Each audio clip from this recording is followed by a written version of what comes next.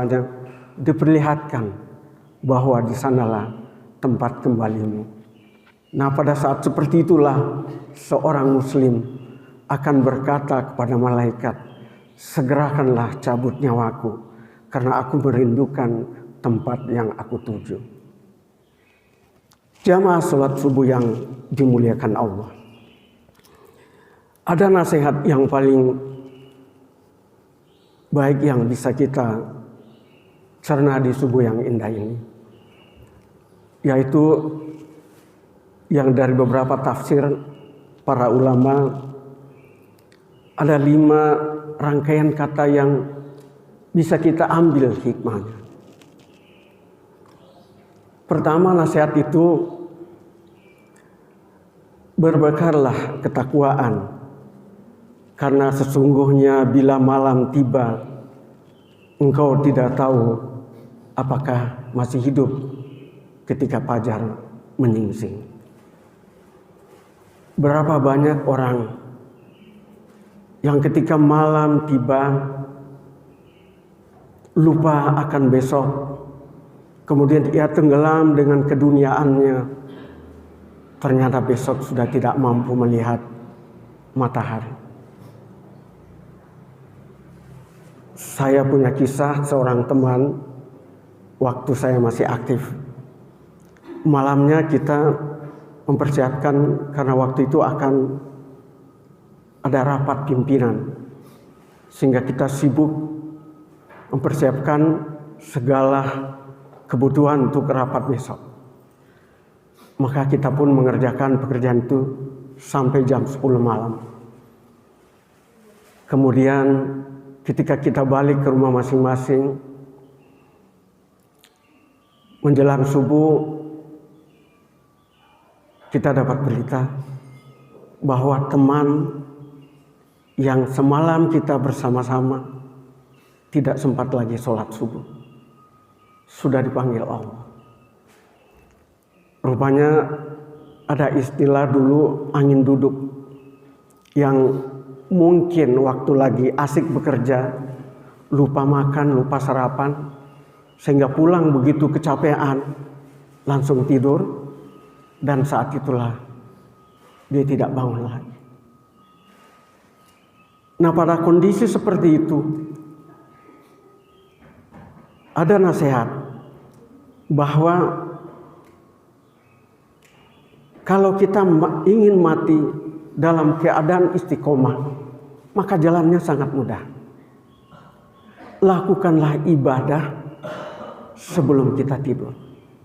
Ibadah apapun, apakah itu mengaji, apakah itu berzikir, atau berwudu sebelum kita tidur, maka sesungguhnya ketika kita tidur dan kita tidak bisa bangun lagi, sesungguhnya kita berada dalam ibadah kita. Maka dapat dipastikan ketika kita tidak lagi bertemu dengan sinar matahari, maka yakinlah bahwa kita mati dalam keadaan istiqomah. Oleh karena itu kita dinasihatkan berbekallah ketakwaan, karena bekal yang paling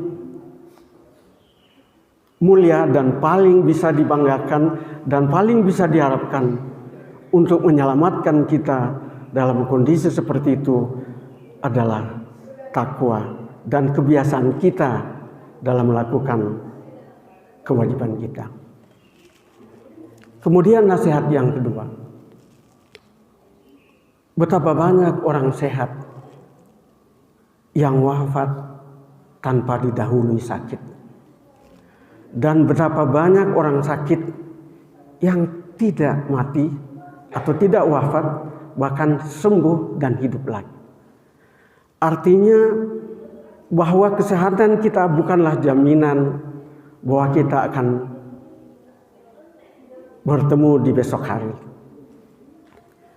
Karena berapa kejadian, ada seorang pilot yang kebiasaannya terbang di pagi hari, Kemudian dia dalam keadaan sehat.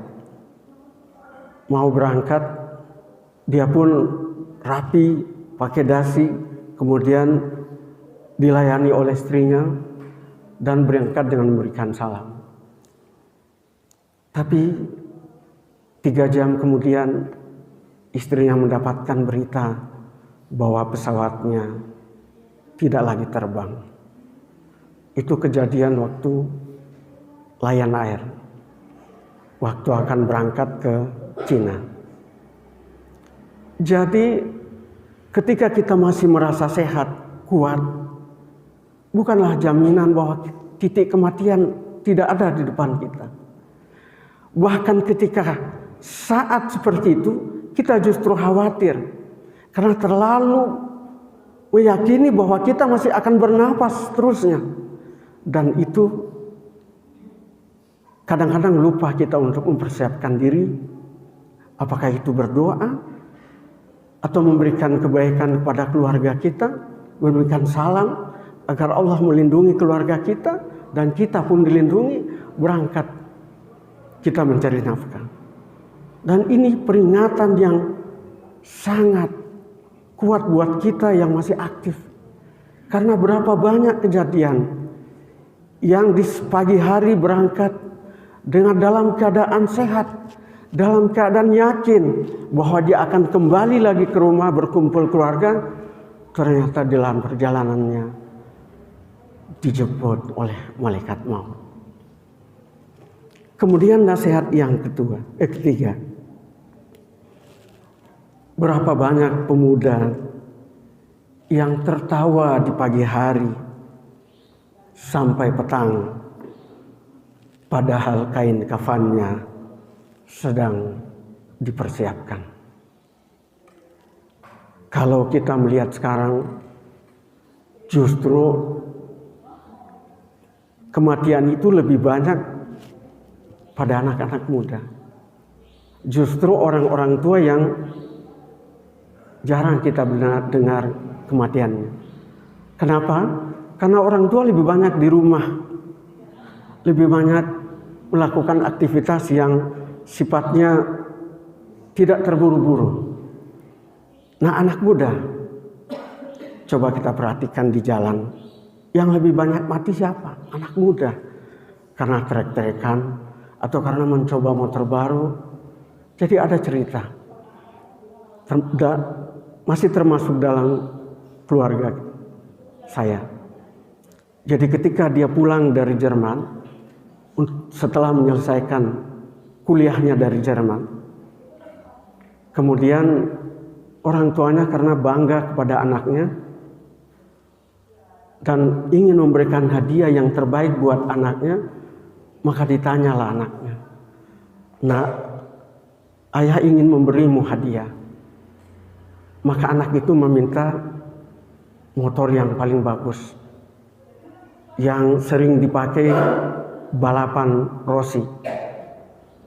Karena orang tuanya mampu, maka dibelikanlah motor yang kuat dan besar mesinnya. Waktu itu harganya 700 juta. Luar biasa Bapak Ibu sekalian, hadiah itu. Dibelikanlah anak itu motor, kalau nggak salah Ducati, 700 juta. Anak itu pun senang. Kemudian dicoba, lalu dalam berapa lama dia menguasai motor itu. Kemudian dia bawalah setiap hari, karena waktu itu sedang mencari pekerjaan. Keluarlah di tengah jalan, bertemu dengan teman lamanya yang punya motor seperti itu. Maka punya niat untuk mencoba kekuatan motor itu. Berangkatlah dia ke sirkuit. Di dalam sirkuit itu dia mencoba 2-3 kali putaran, sukses. Putaran keempat tidak balik lagi. Kecelakaan dan meninggal. Jadi bisa kita bayangkan bahwa kebahagiaan yang kita berikan kepada anak kita seharusnya kita ukur bahwa apakah ini akan membahagiakan anak kita di dunia dan di akhirat. Karena kebahagiaan dunia itu sifatnya sangat relatif, artinya hanya sesaat yang bisa dirasakan. Tapi kebahagiaan yang mengantar dia ke dalam sana, inilah yang lebih penting. Coba kita bayangkan, apa yang bisa dialami anak itu, dan apa yang akan dia jawab ketika nanti di yaumil qiyamah.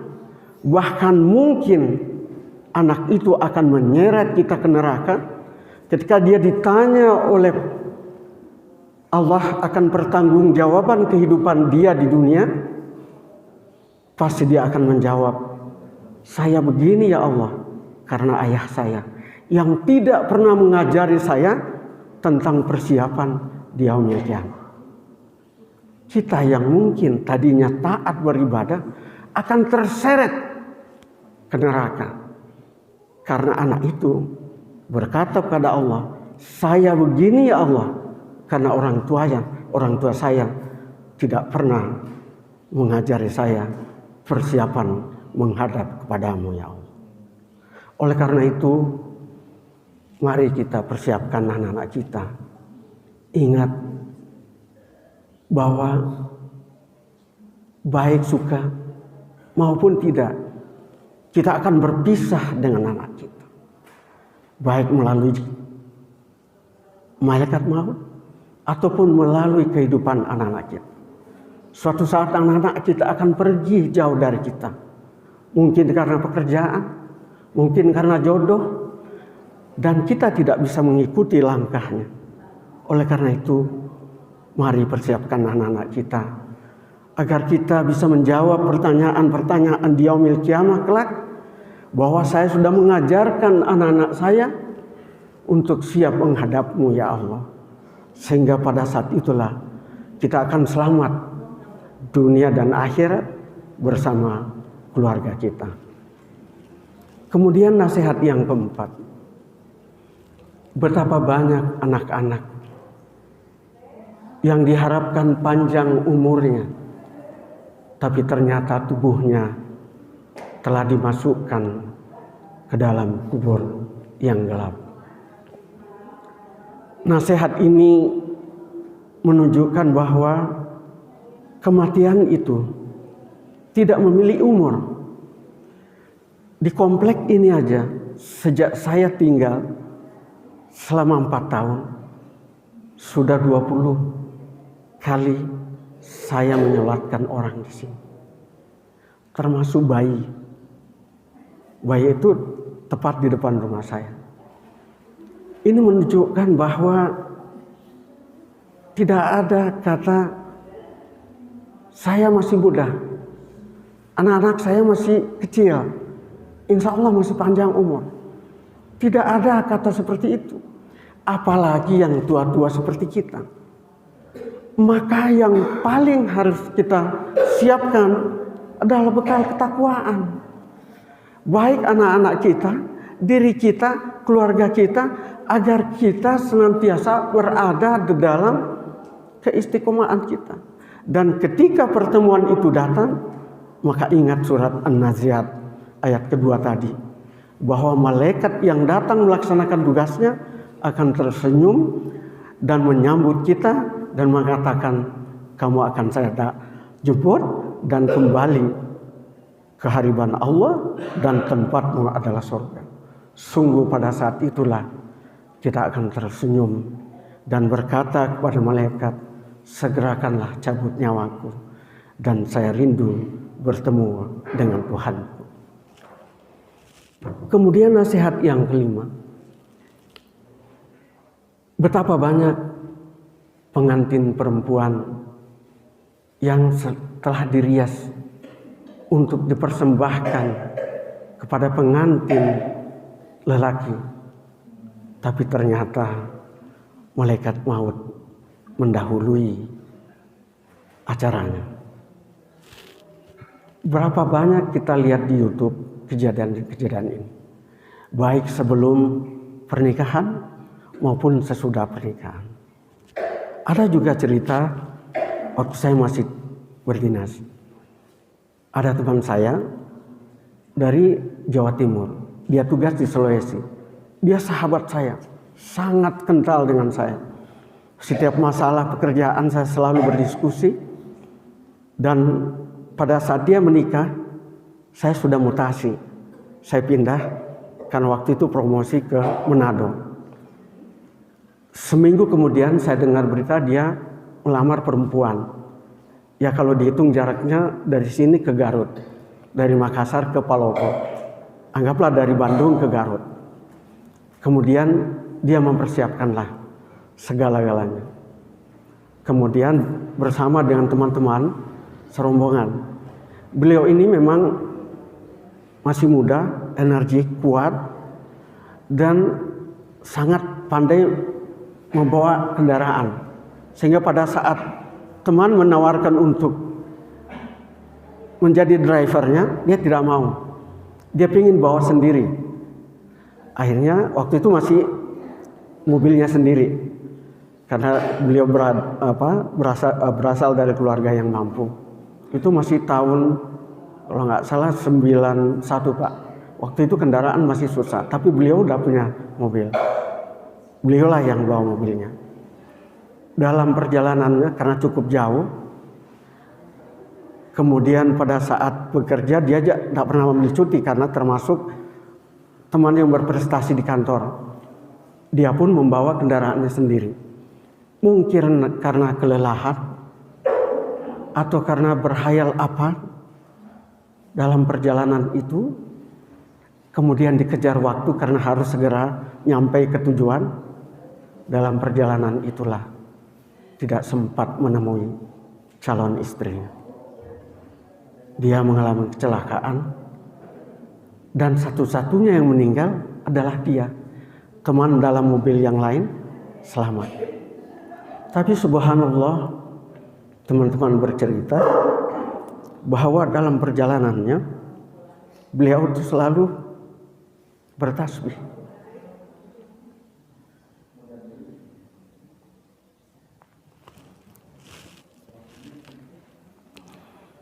Memang waktu saya bersama beliau, saya sering sholat berjamaah.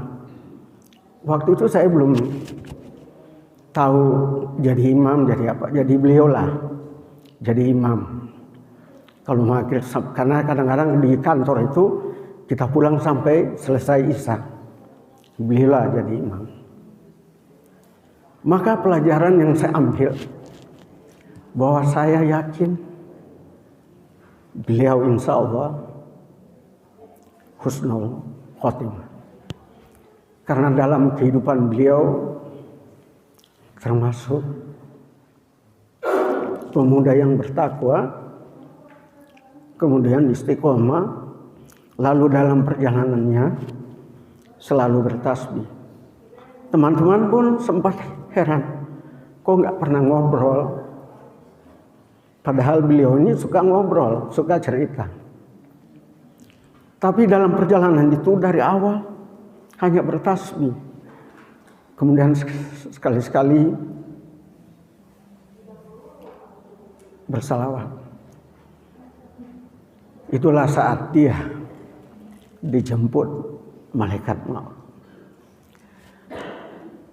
Keyakinan inilah yang seharusnya kita ambil, bahwa sebetulnya masih dalam istiqomah itu sangat mudah.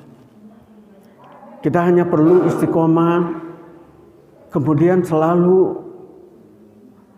melakukan ibadah apapun itu bentuknya. Apakah sebelum kita keluar rumah menuju kantor, ambillah wudhu. Karena salah satu fungsi wudhu itu sebetulnya bukan hanya dalam membersihkan diri dari segala kotoran hadis, tapi ketika kita berwudu, maka sesungguhnya seorang hamba pada saat itu adalah berserah diri kepada Tuhannya. Dia ingin agar Tuhannya, Allah melindungi dia sampai ketika wudunya batal. Nah pada saat seperti itu batal, kita sambung lagi wudu kita.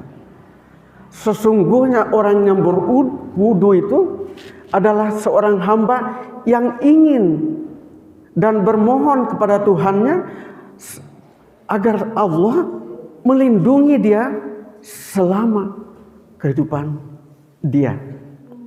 Jadi inti wudhu itu sebetulnya di situ. Seperti juga ibu-ibu, kalau berwudhu, jadi ketika ada seorang lelaki yang bukan muhrimnya akan bersalaman dengan ibu-ibu, maka katakan, saya sedang dalam perlindungan Allah. Karena ibu-ibu sedang dalam wudhu. Dan kata yang paling indah yang ibu-ibu ucapkan itu, kalau ingin bersalaman, mohon maaf, saya dalam keadaan bermohon perlindungan Allah. Artinya ibu dalam keadaan berwudu. Jadi itu jawaban yang paling bagus ketika ada orang lelaki yang bukan muhrim, termasuk kita lelaki, kalau ada yang ingin bersalaman dengan kita dan takut wudu kita batal, maka ucapkanlah itu, maaf, saya sedang dalam permohonan perlindungan kepada Allah. Kalau nggak bisa diucapkan dalam hati, maka Allah akan memberikan pahala yang besar. Bapak Ibu sekalian, dari kesimpulan apa yang menjadi nasihat para ulama kita di dalam surah Al-Jumu'ah di ayat 8,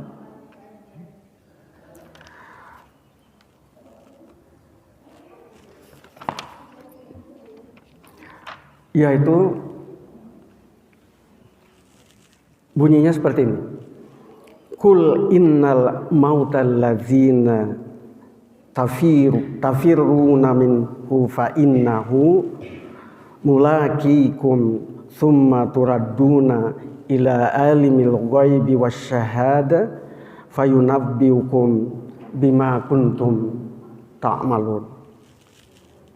Katakanlah, sesungguhnya kematian yang kamu lari daripadanya, ia pasti menemui kamu. Kemudian kamu akan dikembalikan kepada Allah yang Maha mengetahui dan nyata. Lalu Dia beritakan kepadamu apa yang telah kamu lakukan. Dari uraian tadi, dari gambaran-gambaran nasihat para ulama kita, dapatlah disimpulkan bahwa ada satu titik kepastian dari seorang manusia, yaitu adalah kematian. Dan kematian itu pasti datang. Kemudian kita tidak tahu kapan datangnya. Dan kematian bukanlah akhir dari sebuah perjalanan manusia, tapi merupakan awal dari perjalanan panjang seorang manusia. Karena akan mempertanggungjawabkan apa yang telah dia lakukan. Pada saat menghadapi kematian, pada saat kita di alam kubur, dan pada saat kita dihisab. Dan saat itulah orang-orang yang beriman akan tersenyum dan berkata kepada Allah, terima kasih ya Allah, sesungguhnya kalau Engkau tidak memberiku petunjuk, maka aku adalah orang-orang termasuk merugi dan tempatku di neraka. Demikian yang bisa saya sampaikan. Mudah-mudahan dapat kita tarik hikmah dari perjalanan hidup kita, sehingga kita punya persiapan untuk menghadapi kejadian yang akan kita hadapi. Karena digambarkan bahwa di dalam, tadi saya sudah gambarkan bagaimana kita menghadapi sakratul maut. Dan sekarang siksa kuburan. Siksa kuburan itu kita bisa bayangkan sekarang Bapak Ibu sekalian. Nabi Muhammad berapa umurnya? 63 tahun. Anggaplah Nabi Muhammad itu dalam menyampaikan dakwahnya kurang lebih 20 tahun. Pada saat berdakwah itulah Nabi Muhammad merasakan penderitaan luar biasa. Nah, kalau kita hitung penderitaan Nabi Muhammad yang 20 tahun, sekarang kita hitung Nabi Muhammad sudah di alam kubur berapa tahun? 1.500 tahun. Bapak Ibu sekarang bisa bayangkan 20 tahun dibanding 1.500 tahun, mana yang lama? Nah, kalau andaikan kita, anggaplah penderitaan kita, karena kita masih diasuh orang tua kita kurang lebih 15 tahun. Kita menderita, mencari pekerjaan sampai dengan sekarang. Anggaplah umur kita 70 tahun. Kita kurang lebih menderita 30 tahun. Nah, kalau kita di alam penantian 1.500 tahun, apalah artinya 43 tahun? Karena itu Allah berkata dalam beberapa ayat di Al-Quran, sabarlah. Karena sesungguhnya kesabaran itu lebih baik buat kamu. Karena apa? Di alam kubur aja kita sudah 1.500 tahun menunggu. Belum tentu kiamat dunia ini. Ada contoh kan Nabi kita bersama sahabatnya. Sekarang sudah berapa tahun beliau. Dan alhamdulillah kita yakini bahwa Nabi kita bersama sahabatnya dalam keadaan bahagia. Nah, kita coba bayangkan lawan-lawan Nabi Muhammad bersama sahabatnya, para kafirun, 1.500 tahun menderita di kuburan Bapak Ibu sekalian. Mana Bapak Ibu sekalian lebih pilih? Menderita di dunia atau menderita di kuburan saya sudah 1.500 tahun lebih? Oleh karena itu, jauh lebih bahagia kita. Hadapilah sesusah apapun kita. Karena sesusah-susahnya kita, masih ada orang yang lebih susah dari kita. Karena itu, berikhtiar dan senantiasa bersabar. Dan istiqomah menjalankan ibadah kita. Karena sabar, ya tidak ada jalan lain. Kita juga mau ngamuk, mau menangis, mau berteriak, malah kita lebih hina. Kalau dalam keadaan susah kita lalu berteriak-teriak, meronta ke sana kemari, menyalahkan semua orang, malah lebih susah. Lebih baik kita bersabar, istiqomah, berserah diri kepada Allah. Karena kita yakin jauh lebih berat penderitaan kita dan beribu tahun kita mengalami penantian yang jauh lebih berat siksaannya di kubur. Dibayangkan kalau di dalam kubur kita selalu diperlihatkan bahwa tujuan kita itu nanti di neraka. Karena di alam kubur digambarkan dalam beberapa ayat di alam Quran bahwa malaikat-malaikat penjaga neraka itu akan senantiasa memperlihatkan tempat kita nanti di neraka. Maka tersiksalah kita selama sekian, mungkin 1.000 tahun, mungkin 2.000 tahun, kita tidak tahu. Oleh karena itu, mari kita hadapi kehidupan ini dengan istiqomah dan bersabar. Jalani kehidupan ini. Ada orang yang lebih susah dari kita dan dia sanggup menghadapi kehidupannya sampai menghadapi kematian. Itu baru siksa di kubur. Bagaimana siksa di neraka? Di dalam beberapa ayat di Al-Quran digambarkan, bayangkan Bapak Ibu sekalian, tikar tempat kita tidur di neraka itu terbuat dari api. Bantal kita terbuat dari api. Nah, yang lucu, ada di YouTube, ada seorang artis yang dengan bangganya berkata, saya sudah pesan satu kamar di neraka. Bapak Ibu sekalian bisa bayangkan, dikiranya neraka itu hotel. Subhanallah. Di Al-Quran digambarkan bahwa setiap pendosa atau setiap orang zalim itu ketika dilempar, kalau kita ambil kata arti dilempar, itu kan berarti jatuh. Tidak pernah ada orang dilemparkan ditaruh seperti ini atau dilempar terus jatuh ke atas. Ketika kata itu dilempar, maka ia pasti jatuh. Nah, jatuh di dalam Al-Quran dan beberapa tafsir menggambarkan 40.000 tahun baru kita nyampe di dasar neraka. Subhanallah. Itu hanya sedang kejatuhan kita aja dari waktu kita dibuang oleh malaikat penjaga neraka sampai ke dasar neraka 40.000 tahun. Hidup kita berapa tahun Bapak Ibu sekalian? 63 tahun paling lama, 70. Kalau seperti Pak Soeharto 73 tahun. Nah, mana lebih lama penderitaannya? Itu waktu kita dilempar ke neraka. Sudah 40.000 tahun baru nyampe ke dasar neraka. Nah, kita tidak tahu apakah kita di dasar neraka atau nyangkut di mana-mana. Coba Bapak Ibu sekalian. Nah, di dalam neraka digambarkan hanya dua makanan dan minuman.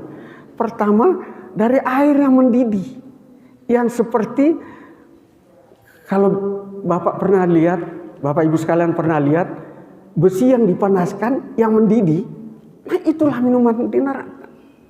Kemudian ada satu pohon sakum, namanya sakum, kalau nggak salah, mohon dikoreksi kalau saya salah. Itu buahnya dan daunnya berduri. Satu-satunya makanan yang bisa kita makan cuma pohon itu. Dan itu rasanya pahit luar biasa. Dan ketika kita makan, maka semua isi perut kita keluar. Bayangkan Bapak Ibu sekalian, betapa menderitanya kita di neraka. Subhanallah. Bantal kita dari api, tikar kita dari api. Kalau nggak percaya baca di Al-Quran. Saya lupa di ayat berapa, tapi itu sudah digambarkan. Dan beberapa kali Allah menggambarkan neraka itu begitu. Sebaliknya, kita orang-orang yang beriman, alhamdulillah, termasuk insya Allah kita orang-orang yang istiqomah di masjid ini, apalagi yang senantiasa jihad menambah ilmu, insya Allah akan diperlihatkan oleh Allah kebahagiaan di surga.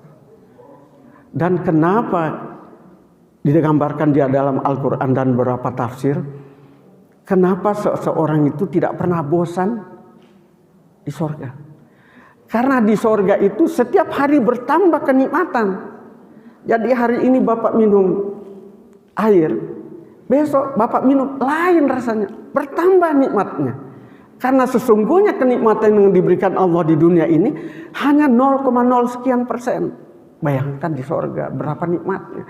Dan itu tidak akan pernah membosankan. Karena setiap hari kita akan mencicipi atau diberikan makanan atau kenikmatan oleh Allah yang setiap hari bertambah kenikmatannya. Artinya kalau kita di dunia, hari ini Bapak makan tahu, besok makan ayam, besok makan kambing guling, besok makan padang, kan tidak pernah bosan Bapak Ibu sekalian. Coba kalau makan tempe aja terus atau nasi padang terus, bosan. Di neraka, di surga nggak seperti itu Bapak Ibu sekalian. Digambarkan dalam Al-Quran bahwa setiap hari akan bertambah kenikmatan. Itulah kemaha agungan Allah dan kemaha kuasaan. Mudah-mudahan apa yang bisa saya sampaikan dapat menjadi bekal kita kehidupan kita setiap hari. Mari kita bersabar dan bertawakal. Mudah-mudahan ketika titik kematian itu tiba, kita dalam keadaan istiqomah. Wabillahi taufiq wal hidayah. Wassalamualaikum warahmatullahi wabarakatuh.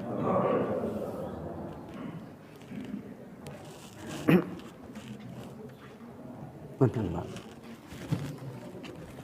terima kasih. Punten Pak. Materi yang sudah disampaikan oleh Ustaz Abdul Majidiyah, insyaallah mudah-mudahan bermanfaat sebagai renungan bagi kita semua. Semoga Allah Subhanahu wa taala menakdirkan kita setelah ikhtiar kita dalam melaksanakan hidup dan kehidupan, betapa bahwa manusia itu akan kembali kepada Allah Subhanahu wa taala. Betul sekali Bapak Ibu semua, jadi kehidupan kita di dunia ini hanya sementara. Dan hanya Allah lah yang mengetahui kapan nyawa kita akan dipanggil oleh pemiliknya. Mudah-mudahan kita dan keluarga kita suatu saat, dan walau alam kita tidak tahu ya, kapan Allah akan menjemput, karena umur bukan satu ukuran, usia bukan satu ukuran. Kapan dan di mana hanya Allah yang tahu, dan sengaja Allah tidak memberitahu. Jangankan kita, Nabi pun, Nabi kita Muhammad tidak tahu kapan akan dicabut oleh malakul maut. Bapak Ibu semua, kajian di hari ini kita terus istiqomah ya, dalam kondisi apapun ya, siapapun yang menyampaikan materi, undur man kila wa tandur man qala. Lihatlah apa yang disampaikan, jangan melihat siapa yang menyampaikan. Gitu ya. Jadi apalagi ini adalah nasihat yang insyaallah sangat baik dan bermanfaat. Dan di samping itu juga, insya Allah dengan majelis ilmu ini, kita dengan duduk di masjid ini, ya insya Allah dan masya Allah akan menjadi saksi dan diri yaumul qiyamah sebagai pertimbangan Allah ya untuk menghisab kita. Karena salah satunya ketika malaikat sedang menimbang mizan, menimbang amal kita, kemudian salah satu hamba ini adalah pernah berbuat kebaikan, salah satunya dengan ya dia duduk di majelis ilmu di mana saja, ya, itu akan menjadi saksi.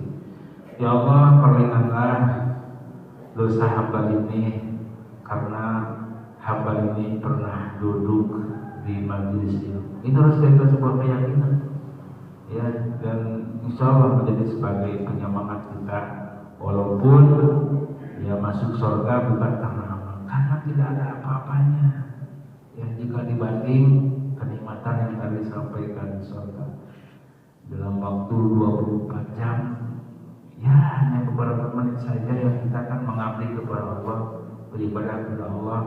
Masuk ke masjid sholat mungkinnya 5 menit ya, paling lama 10 menit dari mulai masuk sampai keluar. Sementara di luar kita apa? Ya belum tentu amal kebajikan kita bernilai ibadah. Makanya enggak sebanding dengan rahmat yang Allah berikan kepada hamba-Nya. Baik Bapak Ibu semua, begitulah Allah menciptakan dan menjadikan sesuatu terhadap hamba-hambanya dengan sesuatu hal yang mungkin dianggap oleh manusia tidak seberapa. Banyak orang meninggal bisa saja hanya karena nyamuk, hanya karena lalat. Orang sedang berkendaraan, ada lalat yang masuk ke matanya, bisa meninggal. Ya itulah cara Allah. Saat ini Bandung mungkin sedang ada masalah sampah, ya hanya dengan sampah saja manusia sudah kelabakan. Ya, padahal sampah itu ada karena ada kita. Kenapa menyalahkan sampah? Sampah itu nggak berdosa. Sampah itu ada karena ada kita. Tinggal bagaimana sengaja Allah ya supaya apa kita ya bisa hemat dalam kehidupan. Insyaallah Bapak Ibu semua sekali lagi ya terima kasih ya Bapak Ibu para jemaah dengan istiqomahnya dalam melaksanakan kajian ini, dan terima kasih kepada ibu-ibu bapak yang telah berinfak bersedekah juga khusus di pagi ini menu dari ibu-ibu BCL ya, support 100%. Semoga amal kebajikannya menjadi pahala bagi kita semua. Amin ya Allah ya alamin. Kita tutup dengan penutup majlis. Subhanaka Allahumma wa bihamdika asyhadu an la ilaha illa anta astaghfiruka wa atubu ilaik. Walhamdulillahirabbil alamin. Assalamualaikum warahmatullahi wabarakatuh. Silakan Bapak Ibu semua untuk kita